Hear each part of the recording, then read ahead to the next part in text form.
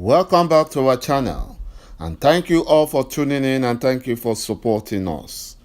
But if you're new to this channel and you haven't subscribed yet, please encourage us by doing so, and we shall continue to bring you the latest news as they come.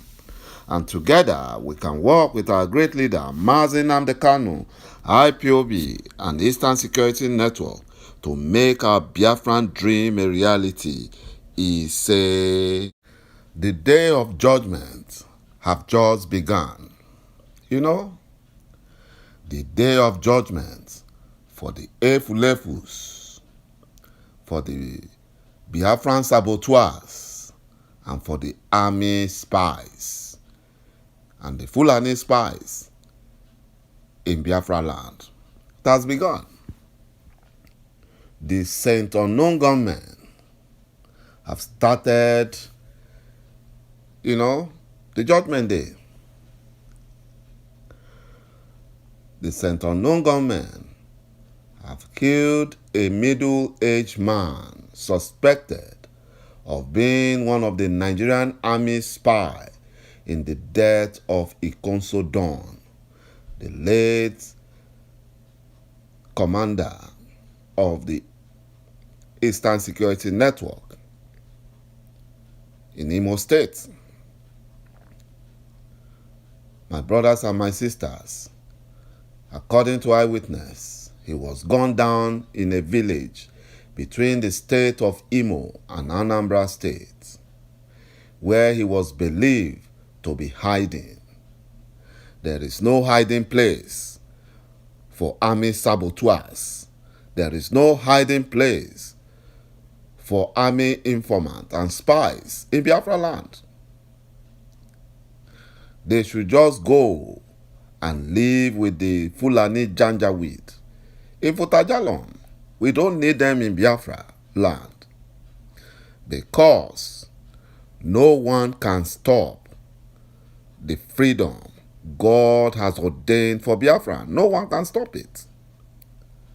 And the earlier the army spies and saboteurs in Biafra land understand this, the better for them. Because right now they have all been marked for judgment by Saint Unknown gunmen. They have been marked. They will fish them out. No matter where they want to go and hide, no matter the hiding, it will not be too long. They will be fished out. They will be fished out. This Biafran Nigerian army spy went into hiding in a village that is between Imo and Anambra State. He was captured. He was captured to show as a great lesson to other army spies and Biafran saboteurs. And he was sent to judgment. He was sent to judgment. He was sent to judgment because he was an informant the Nigerian army and police used in getting Ikonso's location and in killing him. And said the informant, he was an informant. And now he has paid dearly for it. He has paid dearly for it.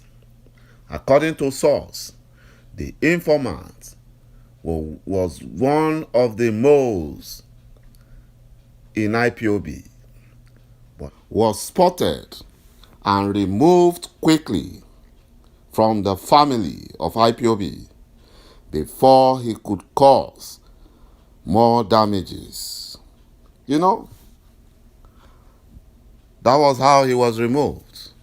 And he now went on to become the military and the police informant. So this is a great warning to Biafran saboteurs and Biafran's military and police informants. The judgment day has just begun. has just begun. It has just begun. You know, the informant, he was a former member of IPOB, but he renounced IPOB and came to the village to hide. And thank God that he is now facing judgment. He's facing judgment. He is facing judgment because they shall surely pay for it. Anyone that stands between Biafra and freedom must pay dearly for it. They must pay. Because a lot of sacrifice has been done, you know, to ensure that Biafra is free. And no one can stop the freedom that God has given unto Biafra. Not even the Efulefu governors. They can't. The day of judgment have come upon them too.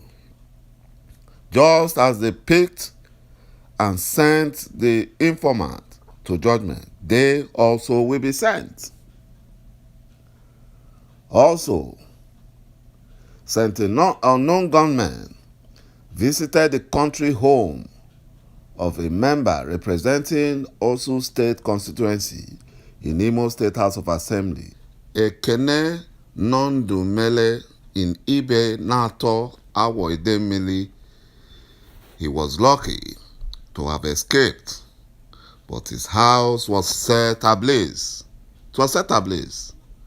Also, the sent unknown gunmen moved to the immediate past Attorney General and Commissioner for Justice in Imo State, Cyprian Charles Akolisa, in the community.